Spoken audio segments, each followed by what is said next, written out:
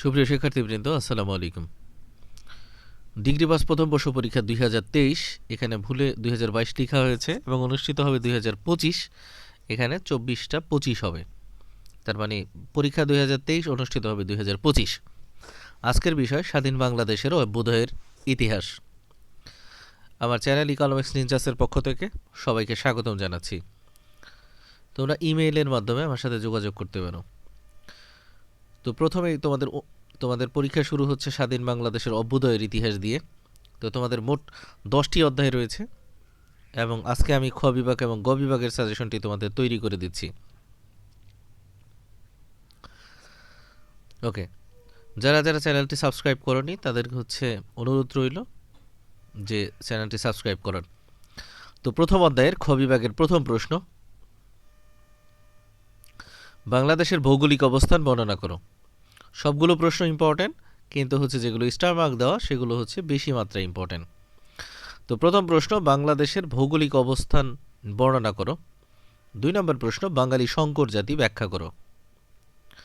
দুইটাই star mark দেওয়া আছে, তার মানে দুইটাই ইম্পর্টেন্ট প্রশ্ন। 3 নম্বর প্রশ্ন, সংস্কৃতির সমন্বয়বাদিতা বলতে কি বুঝো। 4 নম্বর প্রশ্ন, বাংলাদেশের ভৌগোলিক বৈশিষ্ট্য সংক্ষেপে লিখো।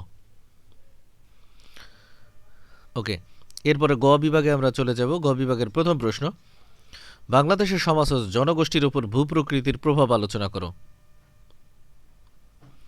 2 নম্বর প্রশ্ন, বাংলাদেশের অর্থনীতিতে ভূপ্রকৃতির প্রভাব আলোচনা করো। মোটামুটি একই টাইপের প্রশ্ন। ওকে, এরপর আমরা 2 নম্বর অধ্যায়ে চলে যাব। খ বিভাগের প্রথম প্রশ্ন, সাম্প্রদায়িকতা কি। 2 নম্বর, বসু সোহরাওয়ার্দী চুক্তি কি। 3 নম্বর প্রশ্ন, লাহোর প্রস্তাবের মূল প্রতিপাদ্য বিষয় কি ছিল। 4 নম্বর প্রশ্ন, দ্বিজাতি তত্ত্ব সম্পর্কে আলোচনা করো। তো 4টি প্রশ্নের মধ্যে দেখা যাচ্ছে 1 নম্বর এবং 4 নম্বর প্রশ্নটি স্টার মার্ক দেওয়া হচ্ছে, তার মানে অনেক বেশি ইম্পর্টেন্ট। গ বিভাগের প্রথম প্রশ্ন, অখণ্ড স্বাধীন বাংলা গঠনের পরিকল্পনা ব্যাখ্যা করো। এই পরিকল্পনা ব্যর্থ হয়েছিল কেন। ওকে, 2 নম্বর প্রশ্ন, 1947 সালে ভারত বিভক্তির পটভূমি আলোচনা করো। দুইটা প্রশ্নই অনেক বেশি ইম্পর্টেন্ট। এরপরে 3 নম্বর অধ্যায়ের খ বিভাগের প্রথম প্রশ্ন, পূর্ব ও পশ্চিম পাকিস্তানের মধ্যে রাজনৈতিক ও প্রশাসনিক বৈষম্য পর্যালোচনা করো। গ বিভাগের প্রথম প্রশ্ন, ইম্পর্টেন্ট প্রশ্ন, পূর্ব ও পশ্চিম পাকিস্তানের মধ্যে অর্থনৈতিক বৈষম্যের বিবরণ দাও। 2 নম্বর প্রশ্ন, 1956 সালে পাকিস্তানের সংবিধানের প্রধান বৈশিষ্ট্যগুলো ব্যাখ্যা করো। দুইটা প্রশ্ন ইম্পর্টেন্ট। 4 নম্বর অধ্যায়ের খ বিভাগের প্রথম প্রশ্ন, যুক্তফ্রন্ট সম্পর্কে লিখো। 2 নম্বর প্রশ্ন, যুক্তফ্রন্ট কেন গঠিত হয়েছিল। 3 নম্বর প্রশ্ন, ভাষা আন্দোলনের গুরুত্ব লিখো। দুইটা প্রশ্ন স্টার মার্ক দেওয়া, তার মানে দুইটা বেশি ইম্পর্টেন্ট। গ বিভাগের প্রথম প্রশ্ন, আওয়ামী মুসলিম লীগ প্রতিষ্ঠার পটভূমি ব্যাখ্যা করো। 2 নম্বর প্রশ্ন, 1952 সালের ভাষা আন্দোলনের পটভূমি ও ঘটনা প্রবাহের বিবরণ দাও। 1 নম্বরটা বেশি ইম্পর্টেন্ট। আমরা 5 নম্বর অধ্যায়ের খ বিভাগের প্রথম প্রশ্ন, সামরিক শাসনের বৈশিষ্ট্যসমূহ সংক্ষেপে লিখো। 2 নম্বর প্রশ্ন, মৌলিক গণতন্ত্রের প্রধান বৈশিষ্ট্যগুলো কি কি। ওকে, গ নম্বরের প্রশ্ন, 1962 সালের ছাত্র আন্দোলন সম্পর্কে যা জানো লিখো। 6 নম্বর অধ্যায়ের খ বিভাগের প্রথম প্রশ্ন, আগরতলা মামলার কারণ কি ছিল। 2 নম্বর প্রশ্ন, 6 দফা আন্দোলনকে কেন বাঙালির ম্যাগনা কার্টা বলা হয়। এটা অনেক বেশি ইম্পর্টেন্ট। গ বিভাগের প্রথম প্রশ্ন, আগরতলা ষড়যন্ত্র মামলার কারণ ও ফলাফল বর্ণনা করো। 2 নম্বর, 1966 সালের 6 দফা কর্মসূচি ব্যাখ্যা করো। 6 নম্বর অধ্যায় শেষ।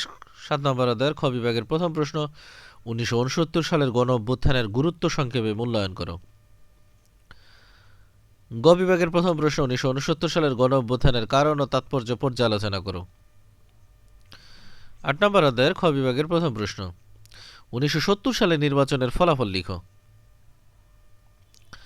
8 নম্বর অধ্যায়ের গ বিভাগের প্রথম প্রশ্ন, 1971 সালের মার্চের অসহযোগ আন্দোলনের বর্ণনা করো।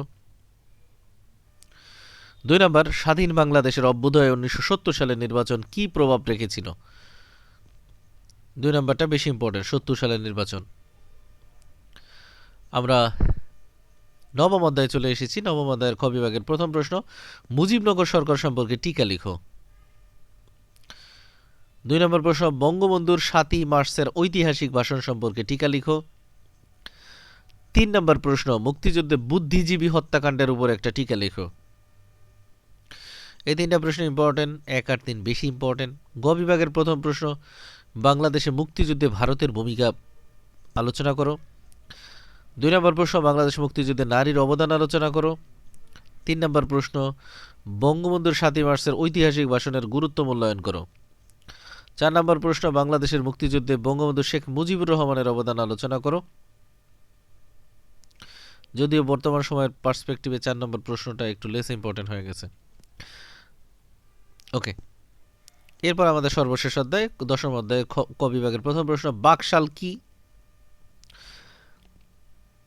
গ বিভাগের অনেক বেশি ইম্পর্টেন্ট, 1972 সালের সংবিধানের বৈশিষ্ট্যসমূহের বিবরণ দাও। এই হলো তোমাদের সাজেশন। এই সাজেশনটি আশা করি অনুসরণ করলে তোমাদের সব কমন পড়বে। পরীক্ষা কেমন হয় জানাবে। তোমাদের সবার জন্য শুভ কামনা থাকলো। চ্যানেলটি সাবস্ক্রাইব করে সাথে থাকবে। আল্লাহ হাফেজ।